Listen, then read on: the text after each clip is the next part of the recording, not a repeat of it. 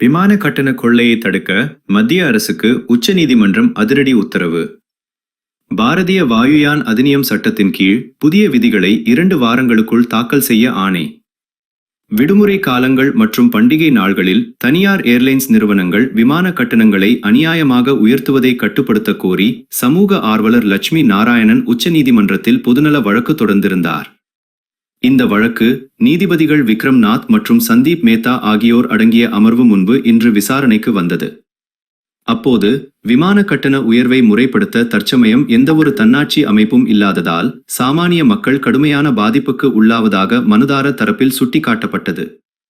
மேலும் இலவசமாக அனுமதிக்கப்பட்ட 25 கிலோ லக்கேஜ் அளவை 15 கிலோவாக குறைத்து ஏர்லைன்ஸ் நிறுவனங்கள் கட்டண கொள்ளையில் ஈடுபடுவதாகவும் குற்றம் சாட்டப்பட்டது. வழக்கை விசாரித்த நீதிபதிகள் ஒரே தடத்தில் பயணிக்கும் வெவ்வேறான விமான நிறுவனங்கள் வெவ்வேறு கட்டணங்களை வசூலிப்பது வெளிப்படையான சுரண்டல் என்று சாடினர்.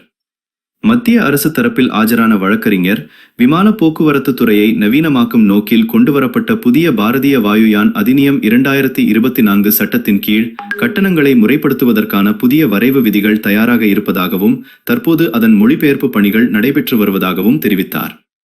இதனை பதிவு செய்து கொண்ட உச்ச நீதிமன்றம், நாடாளுமன்றத்தில் இந்த விதிகள் தாக்கல் செய்யப்பட்டுள்ளதா இல்லையா என்பதை பற்றி கவலை இல்லை என்றும், புதிய விதிமுறைகளின் நகலை இன்னும் 2 வாரங்களுக்குள் முத்திரையிடப்பட்ட உரையில் நீதிமன்றத்தில் தாக்கல் செய்ய வேண்டும் என்றும் மத்திய அரசுக்கு அதிரடி உத்தரவு பிறப்பித்துள்ளது.